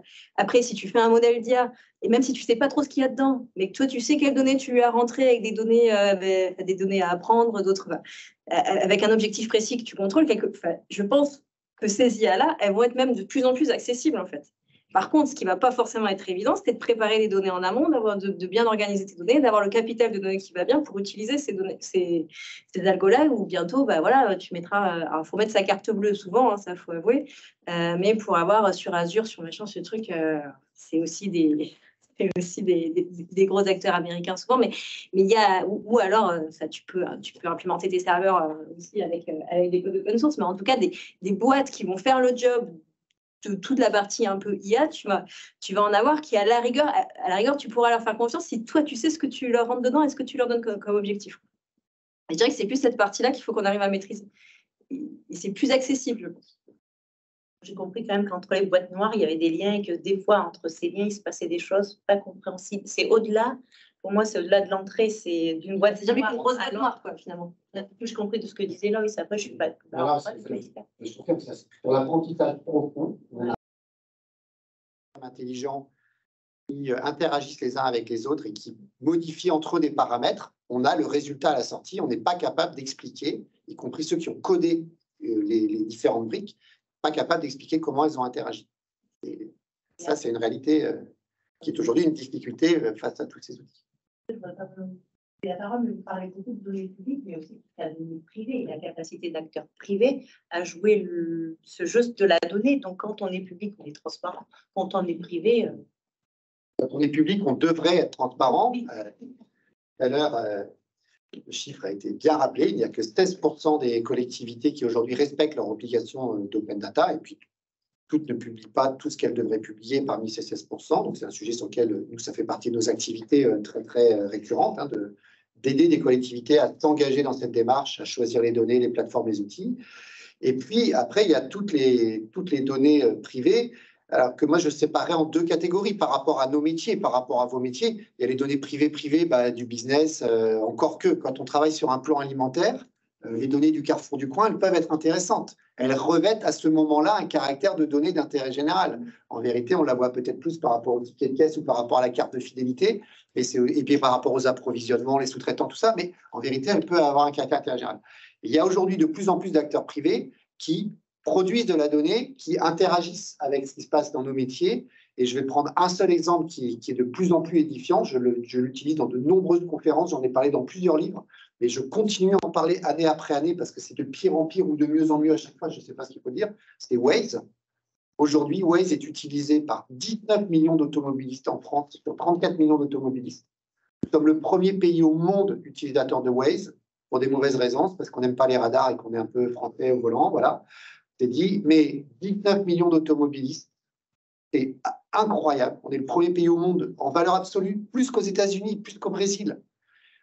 Et aujourd'hui, Waze, c'est un fait, on peut le déplorer, mais aujourd'hui, Waze est le meilleur connaisseur des déplacements automobiles en France, de très loin. Et si on veut faire des études de déplacement de mobilité aujourd'hui, quand on est dans une mairie, dans un bureau d'études qui travaille avec une mairie, se priver des données de Waze aujourd'hui, ça pose une vraie question. Est-ce qu'on ne fait pas vraiment... Alors, ça a mis cul par-dessus tête tous les bureaux, tous nos collègues qui travaillaient sur des mesures, des campagnes de comptage, etc., hein, qui, à un moment donné, on avait déjà été bousculés par les données de flux qui venaient des téléphones, Orange, qui vendait du flux vision, tout ça. Certains d'entre vous utilisent certainement ces données, ils ont utilisé. Aujourd'hui, les données de Waze, c'est devenu quelque chose d'incroyable. C'est Google, en fait. Hein. Et Waze appartient à Google, ce que les gens ne savent pas, et vous ne pouvez pas me taxer de soutenir Google. J'ai publié un livre qui s'appelle « Ne laissez pas Google gérer nos villes ». Mais voilà, aujourd'hui, on a ces données, et c'est un vrai problème, c'est une vraie question. C'est aussi une question éthique, c'est une question politique au bon sens du terme, c'est une question démocratique. Donc, il y a une question de partage et d'ouverture des données privées. Est-ce qu'il y a aussi une question d'obsolescence programmée de certaines données? Si je pose cette question, c'est parce qu'on s'interroge aussi régulièrement en tant qu'acteur sur le fait qu'on puisse produire des rapports, au lieu de produire des rapports PDF qui viennent s'empiler dans des bureaux d'administration, qu'on produise de la donnée vivante, de la donnée réutilisable. On est conscient qu'en faisant ça, ça changerait notre modèle d'affaires, mais ça doit être un jeu collectif. Et on sent des résistances peut-être techniques, peut-être aussi économiques ou organisationnelles, peut-être politiques, et qui font que finalement, on est dans un peu un processus de Sisyphe où on réinvente en permanence, et on recompile les mêmes données pour reproduire des études actualisées, là où il y a un gisement énorme qui aujourd'hui se tarit, peut-être par une forme d'obsolescence programmée. C'était aussi constaté par Groupe 8 dans un certain nombre d'études menées par des grands bailleurs internationaux qui recommandent systématiquement les mêmes études. Et quand on leur propose de leur livrer à la place de la donnée vivante et dynamique, ce n'est pas forcément attendu parce que ça amènerait à revoir aussi le processus du financement de l'aide. C'est plus facile de financer un rapport que de financer des infrastructures de gestion de ces données. Peut-être sur les métiers sur lesquels nous on travaille aujourd'hui, les acteurs qu'on accompagne, c'est une question qui se pose à plein d'endroits. On travaille aujourd'hui pour 2 très grosses agences d'urbanisme, dont la plus grande agence d'urbanisme de France, qui se pose la question de son changement de modèle économique par rapport à ce sujet-là. Est-ce qu'on doit devenir une agence de la data et travailler sur une expertise autour de la data plutôt que de vendre des études? Et effectivement, quand on remet les études, d'ailleurs, on ne remet pas les données avec. Or, ces données, elles sont pour la plupart devenues, parce que c'est des études que l'on fait pour un acteur public, la donnée qui va avec l'étude, juridiquement, c'est de la donnée publique. Elle devrait non seulement être remise aux commanditaires, mais en plus, en tout cas pour la France et pour l'Europe, peut-être dans d'autres pays, ce n'est pas le cas, mais elles devraient être rendues publiques. Ce qui pose plein de questions. Si on les rend publiques, qui nous dit que demain matin, il n'y a pas une start-up qui va inventer un truc de data vis qui va nous piquer notre métier d'une certaine façon. Enfin, c'est des vrais enjeux de modèle économique qui se posent aujourd'hui. Et je pense que tout dépend des secteurs d'activité. Il y a des secteurs sur lesquels la grande enquête tous les 3-4 ans, alors ok, elle est rassurante, mais elle apporte aussi des choses que le big data n'apporte pas. Si je prends l'exemple de la mobilité, des déplacements, je pense que les données de Waze vont tuer très rapidement tous les systèmes de campagne, de comptage, etc., qui venaient enrichir progressivement les études locales. Par contre, je ne pense pas que ça va tuer les systèmes de grande enquête déplacement qu'on fait une fois tous les 4 ans, dans lesquels on va avoir du quanti, du quali, des éléments, des points de repère qui vont permettre pour la prise de décision publique de dire, c'est comme le recensement d'une certaine façon. On a besoin du recensement, mais on a aussi besoin de mesurer des flux de façon plus rapide. Il y a des métiers où la mise à jour de la donnée fait qu'on a la bonne donnée à disposition et où le pas de temps des grandes enquêtes tous les 3-4 ans n'est plus le bon pour prendre une décision. J'en cite un. Tout le monde ne sera peut-être pas d'accord avec moi, mais sur le tourisme, par exemple, je pense qu'aujourd'hui, on a des moyens d'avoir des données en temps quasi réel qui vont rendre caduques beaucoup d'autres dispositifs que nous utilisions jusqu'à présent. Mais dans d'autres métiers, on a besoin c'est les deux, ça ne s'oppose pas, ça se complète. Ça se complète. Je pense aussi, la collection personnelle, peut-être que je suis désolée, mais que ça va évoluer, que c'est une question de culture et ça va se faire petit à petit. Je suis d'accord que de temps en temps, en fonction des appels d'offres, on se plaint. J'aurais dû penser ça autrement, mais voilà, petit à petit, et peut-être que le fait qu'on soit réunis aujourd'hui ensemble chez Caran pour parler de ça, c'est aussi un symbole, un symbole de ce qui se passe, c'est que ça ne s'entend quand même. Je sens que c'est la fin. On est effectivement au terme de ce 40e hub. Alors, je voudrais d'abord remercier nos intervenants. Merci beaucoup, Jacques, en plus d'avoir fait de la route pour être avec nous ici cet après-midi. Merci, Loïs, pour ta présentation aussi, qui était vraiment très, très inspirante sur ce qui est en train de se passer à Kinshasa. On attend d'avoir du coup des suites aussi de ce que vous êtes en train de développer. Merci, un grand merci particulier à Sophie qui s'est aussi à la fois mobilisée en tant qu'intervenante pour nous partager ses expériences, mais aussi dans la conception de ce temps d'échange et de partage avec nous. Merci aux organisatrices, puisque on a une équipe féminine pour nous accompagner dans l'organisation des hubs. Donc Rose, Julie, Marine et Lucie qui nous ont aidés à organiser ce hub. Merci à vous toutes et tous qui êtes avec nous aujourd'hui. Ne partez pas puisqu'on continue les échanges autour d'un verre. Ceux qui sont dans les étages ici et qui ont suivi ces échanges depuis leur bureau, vous êtes les bienvenus. Ils sont Le hub a été filmé comme c'est la tradition. Et donc, le replay sera disponible et vous pourrez partager le lien du replay. Merci à toutes et tous.